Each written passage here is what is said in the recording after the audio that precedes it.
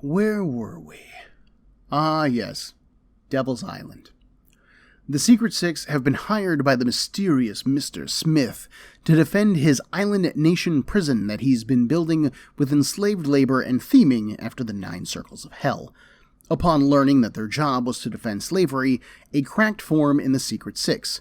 Scandal, Bane, and Jeanette against completing this job. Catman, Deadshot, and Ragdoll were for completing the job. That crack blew wide open when Jeanette chose to liberate Artemis, an Amazonian warrior. During that, shall we say, confrontation, Wonder Woman arrived and everybody crapped in their pants. Revealing new depths to her Banshee powers, Jeanette subdued Wonder Woman. This allowed Catman to give Wonder Woman to Smith to kind of smooth over the whole losing Artemis and half of the Six thing. Smith is pleased by this, and so he introduces Catman's half of the Six to what he's claiming is the devil. Although, if that's the devil, I ain't impressed. Scandal, meanwhile, led Bane back to their barracks to acquire some venom, the rage and strength endowing drug that he has sworn off of.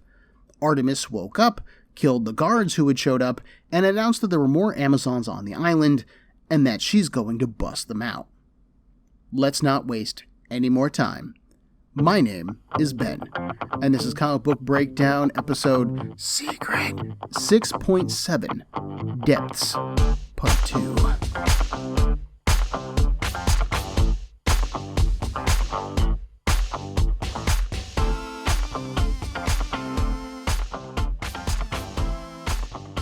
Issue 13 opens as Jeanette wakes up. Simone hasn't quite dated Jeanette's life story, so forgive my lacking knowledge of British history eras, but Jeanette is having a hallucination. She can see Bane, Scandal, and Artemis, but they're dressed in what I believe is Victorian-era clothing. There's lots of high collars, frills, and there's a feather in Bane's cap. Jeanette believes it's her birthday and that there's to be a party. Then the realization hits her. Her husband has had her head removed, yes? Scandal confirms this and hugs her. Yes, she says. You were betrayed. Reality comes back to Jeanette then, and she wipes at her tears. Bane informs them that they have 2 choices right now. They can either leave, or they can die. Artemis isn't willing to die. They have Amazons to save.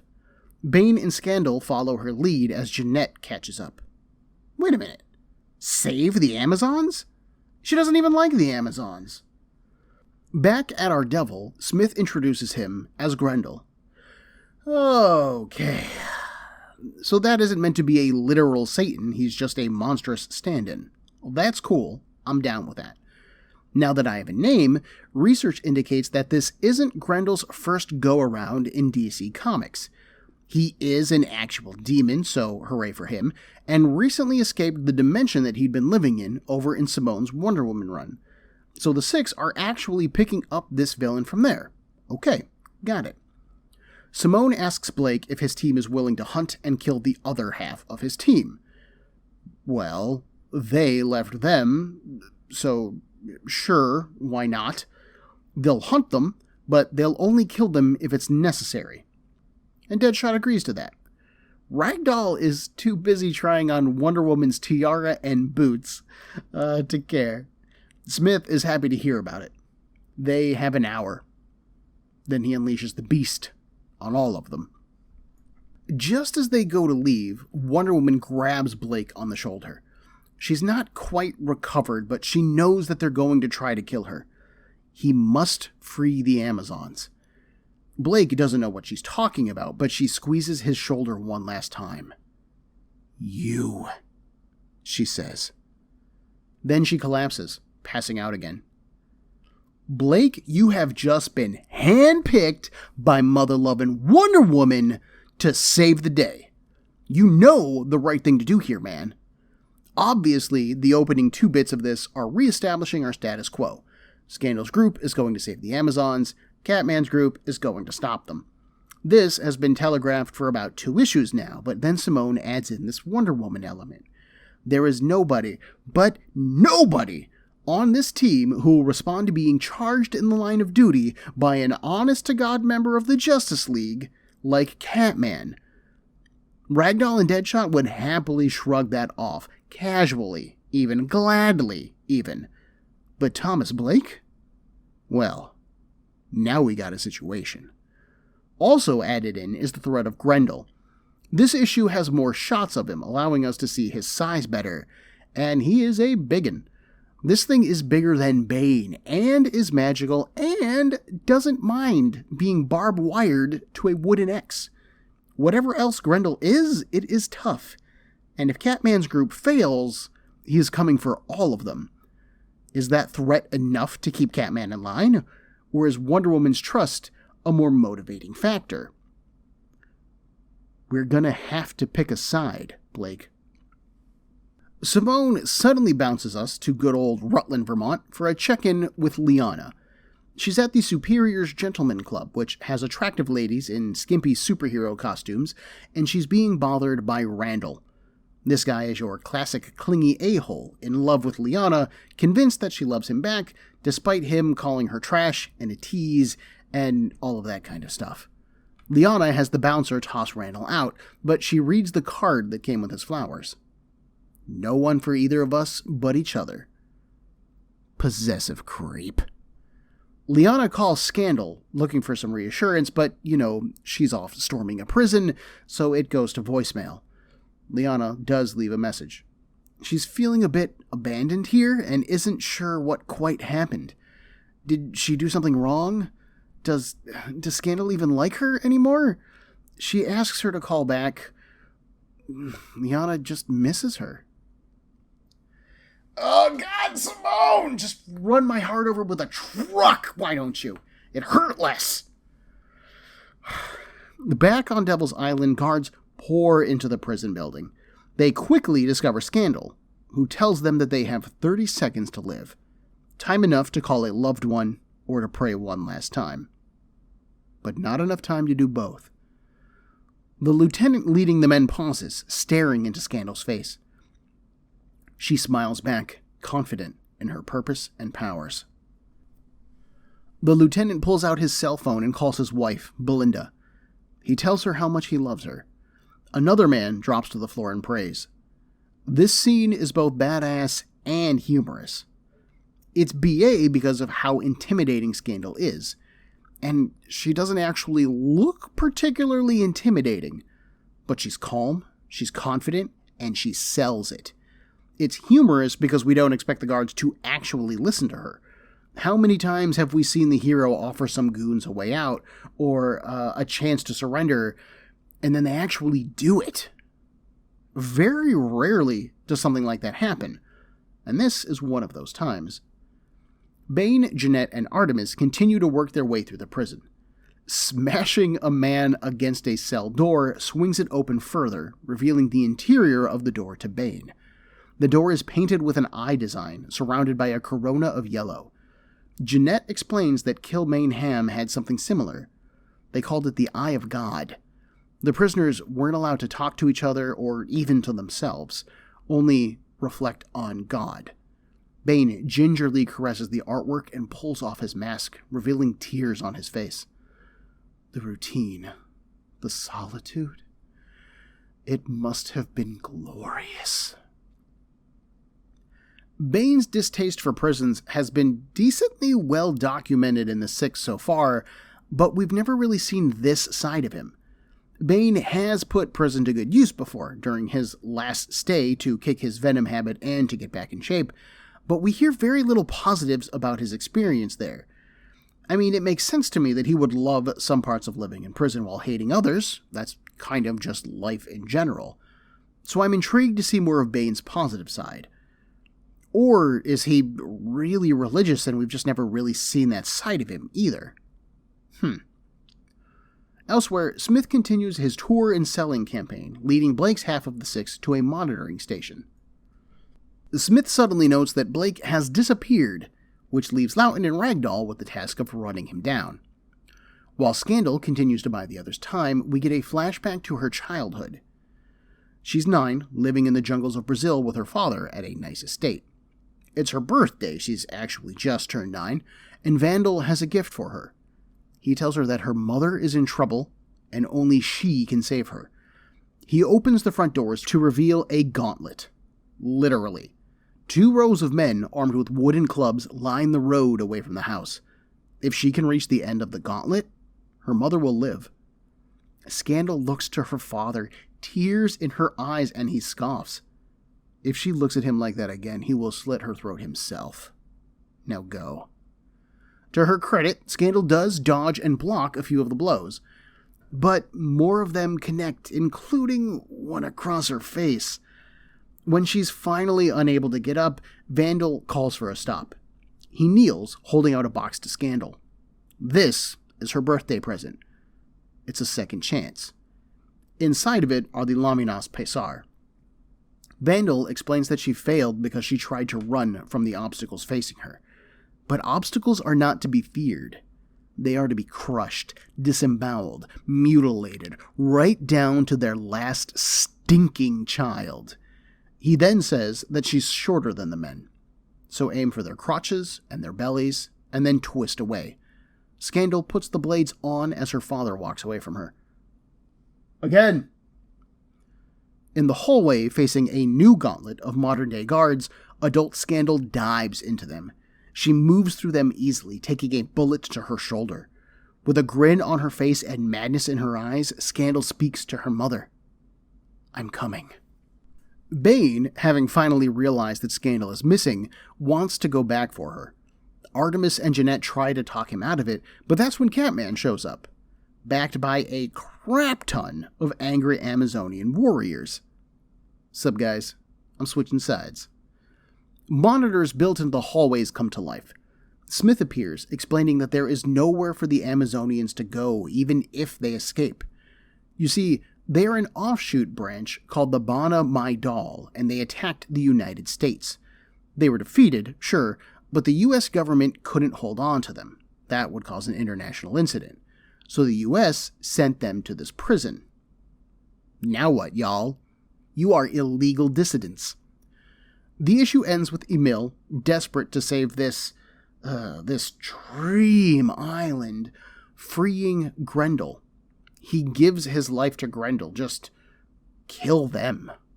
Save our future. Grendel, in one bite, eats his head. Now he has an Amazon to devour, referring to Wonder Woman. That was a lot, really fast, so let's take a minute here and work backwards. The Amazons really did attack the United States in a 2007-era crossover called, get this, Amazons Attack. The Wikipedia page for the event is pretty thorough, but it sounds very complicated, and I'm generally unfamiliar with it otherwise. While I do like Simone using her books to address the dangling plotline of the Amazons, I am a bit annoyed that it's happening here. This is really a Wonder Woman plotline, so much so that Wonder Woman actually shows up to investigate. And Simone was writing Wonder Woman at the time, so why would she put this story over here in the Secret Six? Now, I'll fully give credit that this arc focuses on the Six very well. While the trappings and kind of the building blocks of this arc are from the Wonder Woman book, the main thrust of this story is the interactions between the Secret Six. Compared to, say, the Birds of Prey arc that they appeared in, this reads well. We're exploring who the Six are, how they interact or fail to interact, and we've learned a lot about them. Compare that to Wonder Woman, who arrived, who got pwned, and hasn't been seen since. The Wonder Woman-ness of this arc may be a complaint from me, but it's a pretty minor one. The flashback with Scandal is just heartbreaking. And of course it is. This is freaking Gail Simone writing a character she created. It does a lot to inform us of what her childhood was like, as well as continuing to show how dysfunctional a father Vandal Savage was. I had actually failed to connect the go-to-mother part of her childhood gauntlet with modern Scandal telling her mother that she was coming to her. This is a solid connection. It's a great way to show how far gone Scandal is mentally in the modern age. Her narration just before and after the flashbacks was Scandal telling us that the prison will ruin all of them. And I mean, that's super vague and generally unaddressed, except for here. This whole experience is causing Scandal to flash back to what she used to be, and a relationship that she doesn't care for. Running this new gauntlet is turning her back into the killer that her father wanted. The art for the flashback was done by Carlos Rodriguez, with inks by Rodney Ramos and Rodriguez again. Rodriguez uses a sketchier art style for the flashback, which helps sell that it happens a while ago. Again, we aren't given a proper year to date it, only Vandal's clothing, so the art style helps to sell that this is something that happened a long time ago. During the gauntlet, one of the men is clearly unhappy with hitting a 9-year-old girl with a club, while another smiles gleefully. Whether that was asked for by Simone or done on the fly by Rodriguez, who knows? But I like it. It immediately creates more story for these two men by doing very little. Maybe these guys were slaves owned by Vandal and they were being forced to do this. So one of them looks really reluctant while another is happy to unleash some pain. We'll never know any more detail, but it's a nice small character touch nonetheless. Which leaves Catman switching sides to save the Amazons. Now, I covered Wonder Woman charging him with saving the Amazons and the likely impact that had on him. If you're going to ask me why he did it, that's exactly why, no argument. But there is one smaller detail that I want to bring up. At the start of the issue, after Smith finishes introducing Grendel, Blake stays behind for one more beat to gaze at the creature, and Grendel promises to find and know his heirs. This just read as a classic villain threat to me, but Blake asks him to repeat that line, which is when the Wonder Woman thing goes down. Is Simone hinting through Grendel that Catman has multiple children? We know that he has a child with Jade, aka Cheshire. Did she have twins but only reveal one of them to him? Does he just have more kids out there? I don't know. But Simone clearly makes a moment out of this, so I have to think that it means something. Maybe, given the threat of failure means that Grendel kills them all. Maybe Blake chose to save the Amazons and his friends so they could get off the island fast enough that Grendel wouldn't have time to be released? I mean, I can't see Grendel failing to hunt them down once he's let loose anyways. I mean, he is a demon and he clearly wants to eat some Amazons. And so, I mean, Blake is just putting his kid at risk, assuming, of course, that Grendel wasn't just villaining. The Wonder Woman scene makes motivational sense to me. I get why it's there. I'm not sure what to make of this exchange with Grendel, though. Is this supposed to be something? Is it nothing? Only time will tell, I guess. Issue 14 starts us off on the trail of Grendel. He's murdered his way through the facility holding him and discovers Wonder Woman's unconscious body. She is shackled, laying prone on a table with either a torture helmet or a brainwashing device on her head. Grendel wonders what his food thinks as it's being eaten. He gently runs a claw up her leg, drawing blood, and licks her palm. The blood of the first murderer beats in his heart. She shall be his, and they will become one. First off, gross. Secondly, Grendel wounds Wonder Woman. You know what can wound Wonder Woman? Not freaking much! And all he does is slowly drag a claw tip up her leg. Simone is showing us in 2 panels exactly how worried we should be about this guy. Wonder Woman outclasses the 6, and this thing outclasses Wonder Woman. Thirdly, the first murderer that Grendel refers to is Cain, who killed his brother Abel. Yep, that's canon in the DC universe for sure, because Cain is a character in DC, and we're gonna come back to that. Grendel isn't bragging to Wonder Woman. Simone is telling us something.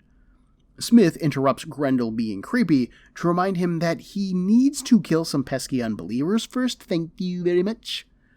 In the background, Deadshot and Ragdoll are suiting up, preparing to join the hunt. After Smith's reveal last issue, Catman ordered the Amazons to get to the roof. They need to get to the choppers! While they run, Jeanette sniffs the air. She can sense death approaching, and she doesn't think that the poor dears are going to make it. Catman finally asks the question that I've been thinking for 2 issues. What is the deal between Jeanette and the Amazons? The first part of our answer is kind of instinctual. Immortals kind of ruin the whole purpose of mourning one's own death, as banshees do. So it's a bit of an insult to her. The second part is more intellectual. The Amazons have sat nice and pretty on their tropical paradise island for 3,000 years, while women were treated like cattle all around the world. So Jeanette isn't going to mourn if a few of them die. Now, they're wasting time. Didn't he say something about getting to helicopters? Absent from this scene is Bane, who left to search out Scandal. He finds her crying on the floor, dead men surrounding her. She isn't hurt, but she can feel this prison, this place, tearing them apart. Bane, ever the stalwart, refuses to believe that. Scandal stands and holds up Bane's mask in one hand. They need him. In the other hand is his venom. They need the Bane who beat the Bat. Bane forgives her for this comment, more concerned with the coming of Grendel. He can feel something coming, although Bane wouldn't know about the demon. He was never shown it. Nor does Bane have extrasensory abilities. He's just a buff dude. But I like the idea that Grendel kind of emits, his evilness? There's a wrongness to his very existence. This is never stated to be something, and no one else ever mentions this kind of phenomenon, but it's the only explanation that I can think of. And it's something you kind of see a lot in stories involving demons that come from another plane of existence. There's a unnatural sense to them being on the same plane as regular humanity. Scandal goes on. They're on an island, surrounded by an army of guards with enough weapons to start a war. The only way that they survive this is with Bane the strategist. And Bane totally misses her point. The venom never helped him think, it made him, Scandal finishes the thought, into a monster. They need a Bane who isn't distracted by love. Finally, it clicks for him. He spins around, demanding to know what she's done. She opens her hand, and the vials are broken and empty. Clever girl. Elsewhere, Artemis leads the Amazons through the facility, Catman and Jeanette hanging in the back where things are safe. Or were safe. Guyana, Smith's ever-present enforcer, is there, her kukris at the ready. She reveals that she used to be an Amazon. She was in charge of the healing purple ray. But Smith said that she cut her own tongue out. Hey, wait. Did he say that? I don't remember him saying that. Guyana replies that she did cut her own tongue out. She does it regularly, every night. She first started harming herself on Themyscira, healing small wounds with the purple ray. Then she was removing her own ears, eyes, toes, whole limbs eventually. Her exposure to the ray has changed her. She can heal from anything now.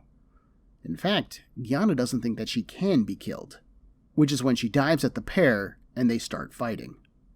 From nearby, Deadshot watches this and curses himself for being unable to take the shot. Their targets just shoot them, Loughton. Ragdoll, however, is unclear on who needs killing, and so he asks his friend. They're after their swell pals, Deadshot answers. Smith only told them to do it 20 times. This doesn't ring a bell for Ragdoll, but to be fair, he was pretty distracted by Wonder Woman's boots. Deadshot turns to glare at him, but he's gone. Damn disappearing teammates. Elsewhere, Bane and Scandal find Grendel. The venom has Scandal juiced. She is drooling and has veins popping and muscles bulging, and she is ready to go. So she pounces at Grendel and stabs his eyes. No hesitation. Watching this, listening to all of this, is Smith, safe in his surveillance center. His beautiful plan to save the world is falling apart before him. A single tear runs down his face. He has failed Mockingbird. Oh, yeah, I totally forgot that was a thing. The moment of sadness doesn't last, turning quickly to anger. His only hope is to flood the whole floor with toxic gas and just kill everyone involved. One of his men questions that. There are over 200 prisoners on that floor, not to mention their guards. While the guard is saying this, Ragdoll drops into the room from an air duct, armed with a question. He politely requests a word with Smith, who demands that the guard flood the floor. In fact, flood the floor above and below it just to be safe. He has to salvage this. He can salvage this. Finally, he turns to adjust Ragdoll, who just beats the ever-loving crap out of him with a pipe wrench. Spattered in blood, Ragdoll informs him that Smith is not a good man. So much for that guy. Given Ragdoll's moral ambivalence towards the job that the Six have taken in this arc, his murder of Smith feels unjustified. It's not like Smith didn't deserve it, but why is Ragdoll the one doing the killing? I believe that here, at the end, with everything coming down around them, Ragdoll's motivation is simple. He doesn't want to kill his friends. Guard some prisoners? Sure. Keep people enslaved? Okay. Kill some folks? Hey, that sounds wonderful.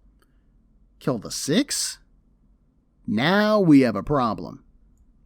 The only real evidence I have for this is the scene immediately before this one, where Deadshot and Dahl watch Guyana attack. Dahl, who has stayed with Floyd this whole time, who has been willing to do the job, asks who they're killing, and Deadshot says they're pals, because Smith told them to. Ragdoll leaves and then immediately kills Smith. This man wanted his friends dead, and so, to Ragdoll, he's a bad man.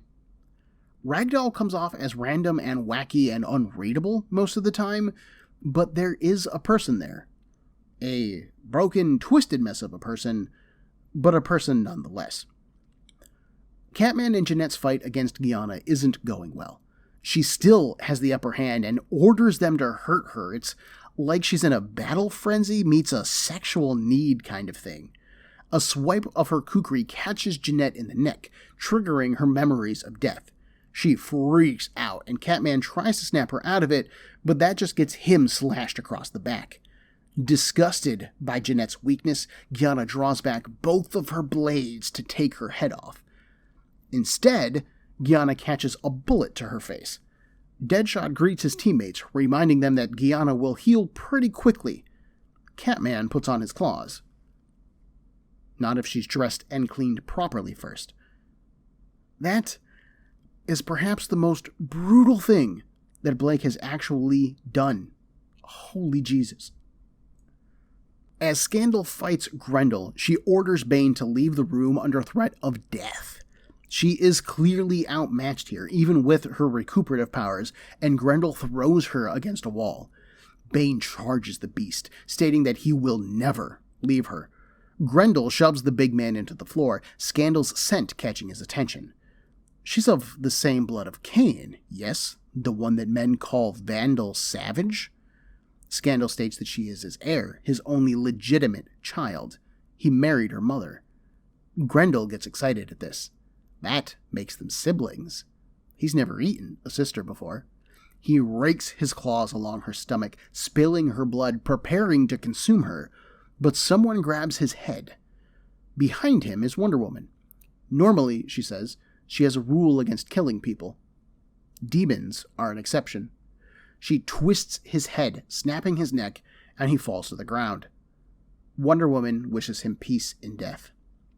Elsewhere, Artemis and her sisters have made it to the roof, but a large screen lights up, giving a wounded Smith one more chance to exposit. These women killed American citizens. They are war criminals. If they escape, not only do they have nowhere to go, but the world will never stop hunting them. It won't spare the Miscria either. He offers them a deal.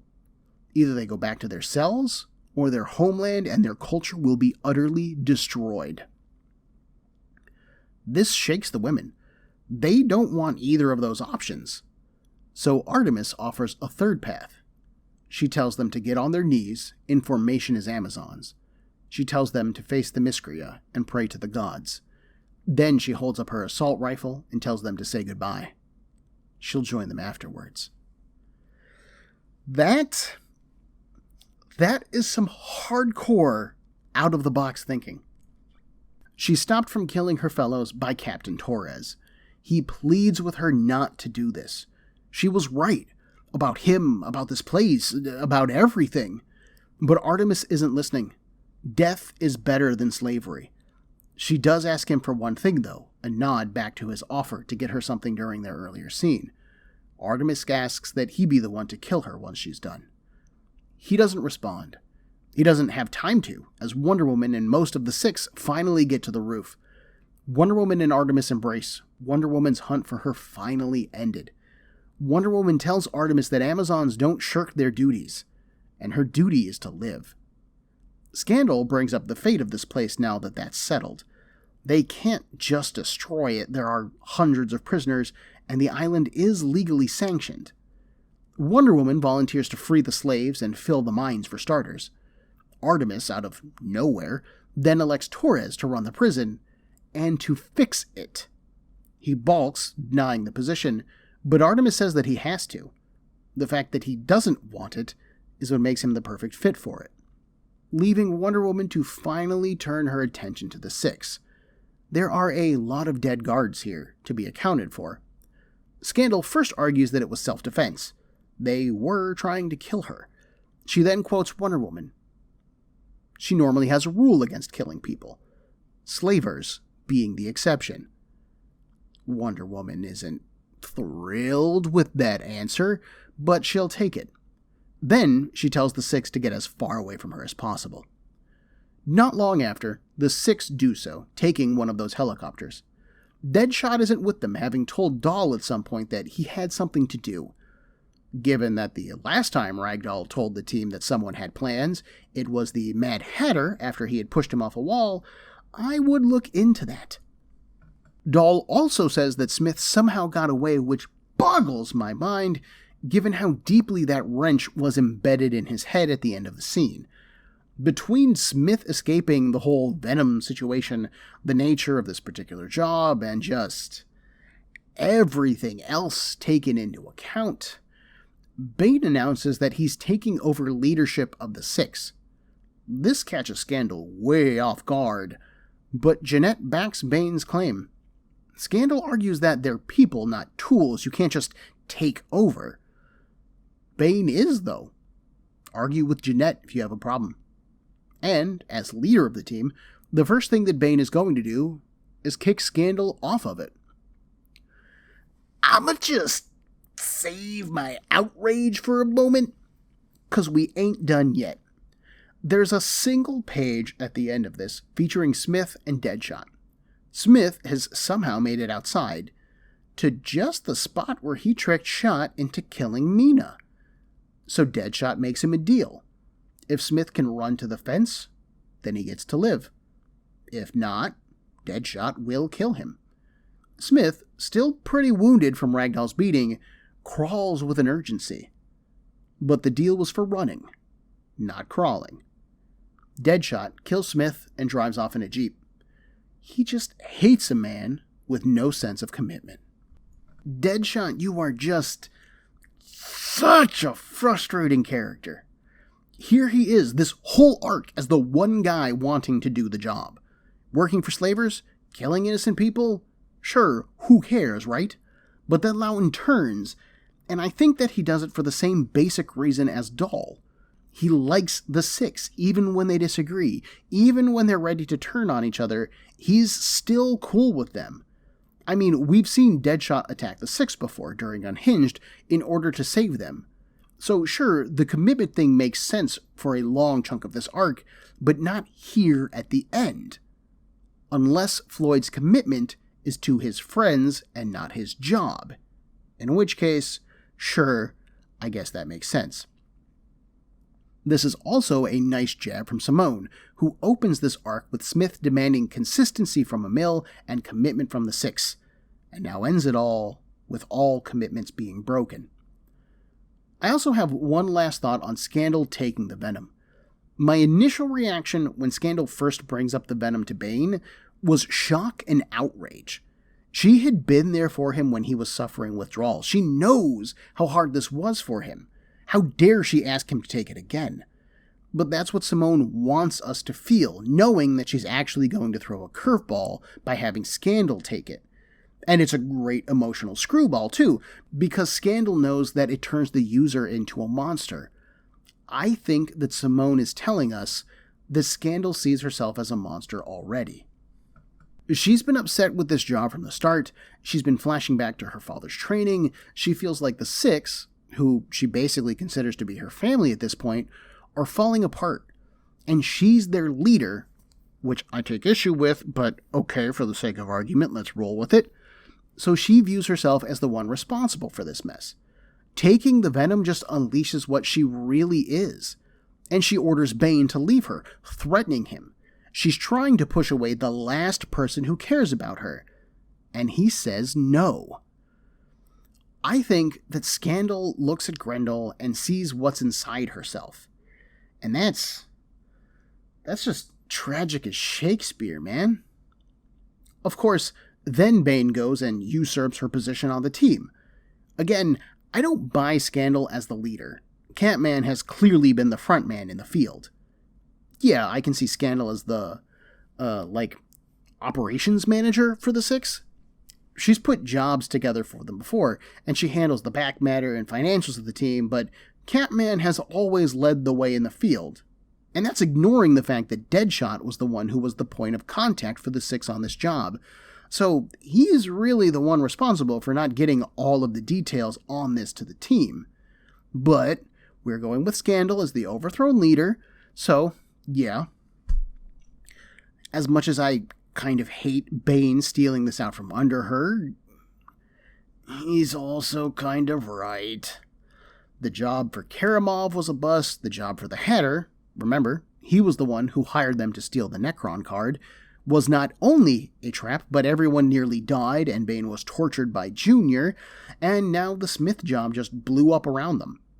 I wouldn't lay the blame for this particular job at Scandal's feet, but Bane does kind of, sorta have a valid point. And, in all honesty, I think that he's doing this to protect her. This job was hard on her, too hard. And so, like a father protecting his daughter from her shifty friends, he grounds her from going out on Saturday night. I can't see Scandal putting up with that for long, but we'll see what happens. I hope that you folks enjoyed this arc as much as I did. It perfectly highlights the strange morality of this immoral group. It demonstrates how much they all care for each other, but are still willing to disagree and argue with each other. And it encapsulates how twisty a book the Six can be. From here on out, I won't lie, I'm flying pretty blind into the rest of the series.